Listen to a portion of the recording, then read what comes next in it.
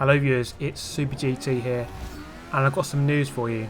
I am a noob because I'm in an Alfa Stradale in A class.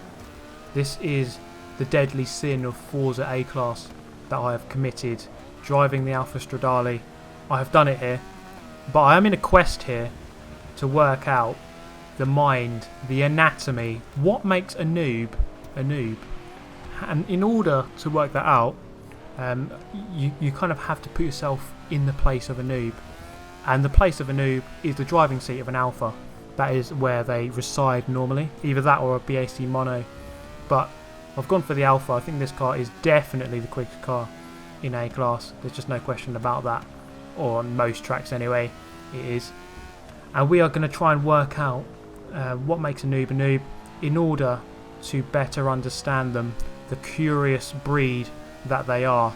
So through the end of the first lap at Brands Hatch in the rain, the Indy version here, we're into 4th already, which is pretty decent given that I was way back on the grid out of 13 players now. I think it was more. There we go, another person's quit. I think quite a lot of people quit once they all got rammed off at turn 1. Then coming at the top of the hill, we're going to come through here and try to look at the... Actually no, we're not going to even try to overtake him because he's just going to crash himself off into the tyre wall, the Ford Escort there. So I'm through into the podium position. So what can I do from here?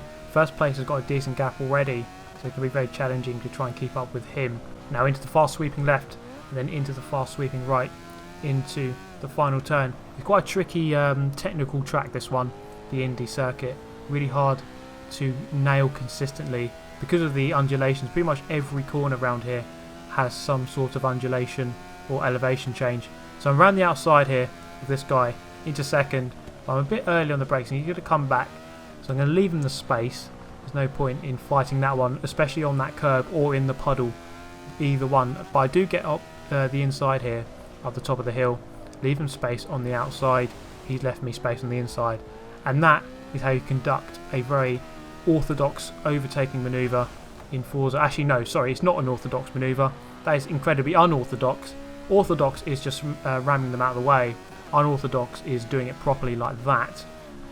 It's actually very simple. All you do, put it yourself up the inside, hit your braking marker, keep to your line on the inside, hope that the other guy keeps his line on the outside, and then you're good to go. That is very simple, but not in the eyes of most people. Then we move to the start of lap number 5. Now this kind of highlights the main weakness of this car, the brakes. Not absolutely brilliant. It does obviously make up for it in its acceleration and its stability, but the braking is not the absolute best thing in this car. You really do have to be very careful when going into those kind of turns, especially in the rain. Now this one, I get a little bit crossed up through that puddle, do manage to keep the car going, but again losing a bit of time on the brakes. So that is the main weakness of the car, definitely. Moving ahead to the end of the race, the end of lap number 6. There we have it, finishing second, and there are the results. Nissan GT-R 02 in the lead. I was the quickest by a couple of attempts, but I could have gone maybe half a second quicker or a second quicker. So this car, I think it is about a second quicker than most cars around most tracks, which really is quite a staggering gap. It really is quite a staggering advantage. And it's been like that in Forza Horizon 2 as well. Old games, there is always this one car that is just miles quicker. So we move ahead to Yas Marina, 15th on the grid out of 20. What can we do from here? Look at the launch on this thing, it is absolutely ridiculous. Up into 10th, gained 5 already, and we haven't even got to the first turn. Bit of carnage there, well actually very mild carnage, let's call that. No one actually went round into this one. You can see just how much I gained through there on these guys. That is really the strength of this car. It really just does accelerate really well. I kind of nudged that guy, so I'm going to let him go ahead here, holding off the throttle. Let him keep his position there in 7th. As we go into the chicane, he does not like that. He's going to turn across. He just does not want me to come up the inside. I get sideswiped, almost get collected there. I was literally about a millimetre from death. Thankfully, not getting collected there. This Porsche kind of goes in for a late lunge, give him the space, and then on the exit, it's a drag race between the two of us. Now the 8.9 acceleration in this car should really help me to get alongside at least and up this main straight. Now the top speed isn't actually the best in this car.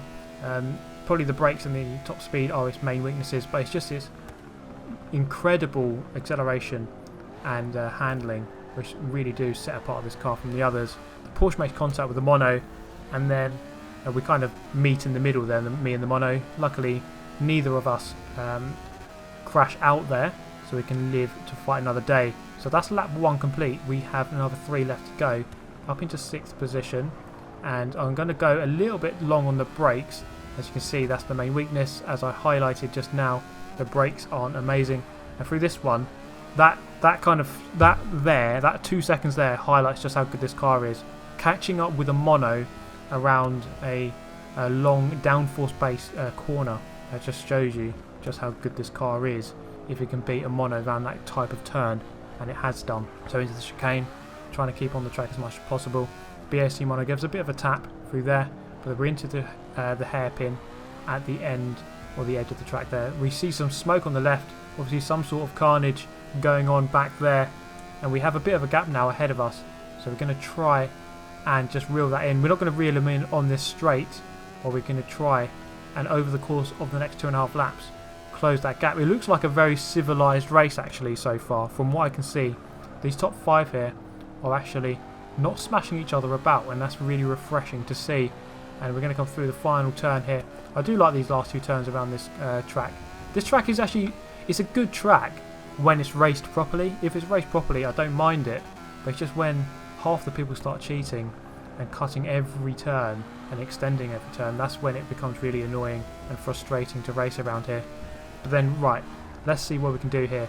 Top 6 here in a nice train, and we are gaining fast on 5th and 4th. We've got a Honda NSX there, and I think it's the Mercury Cougar, but I'm not 100% on that. I'm probably not anywhere near right on that. So we're going to go up the inside of the Honda NSX. That's a decent move, up into 5th. And looking at the back of George Ingram here in 4th, he's going to cover the inside line. We've got 3 abreast into the hairpin. We all hold our lines. That's how you should do it. He doesn't get the best of exits there though, so I'm through into 4th. And once again, it's going to be a drag race down this back straight. We've got a couple of people queuing up for 4th place here. There's going to be a close battle. The mono at the back, he's going to lose a bit of ground on this straight, you would have thought. So, yes, he does come back past here. So into the end of the straight here is a very sharp turn, double left-hander. So I'm going to try and fight around the outside with the superior handling. Not quite able to do it there. So I'm going to save myself for this turn. Get a good drive off the final turn as we head across the line. Just about take 4th as we cross the line onto lap 4 out of 4. Into the first turn. He goes a little bit too long on the brakes, and I'm going to cut back on him, and then I'm through into 4th once again. Now this turn here, look how much I can gain through there. That's probably half a second just on that one turn alone. This one, not so much. For those cars up ahead, it actually seemed quite decent. Now this car, it's hard to put an exact figure on how good it is compared to the rest of the cars in the class. But I would say about a second or 2 seconds better than most cars around most tracks. It's not an exact science, I guess. You can't just put one exact figure for all tracks. It's never going to be the same. But then, but it is on the whole a lot better to use than most cars. But I actually got quite a backlash for using this car. A lot of people sent me messages straight away, don't use that, don't use that, don't use that. I was of course only using it for the benefits of this video, just to be a noob for one race. And that guy obviously shows his displeasure in me using the Alpha by ramming me the fuck off the track.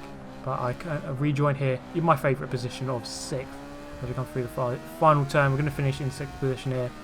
So yeah, I got a bit of a backlash for using this car actually. People just really were not keen on it at all.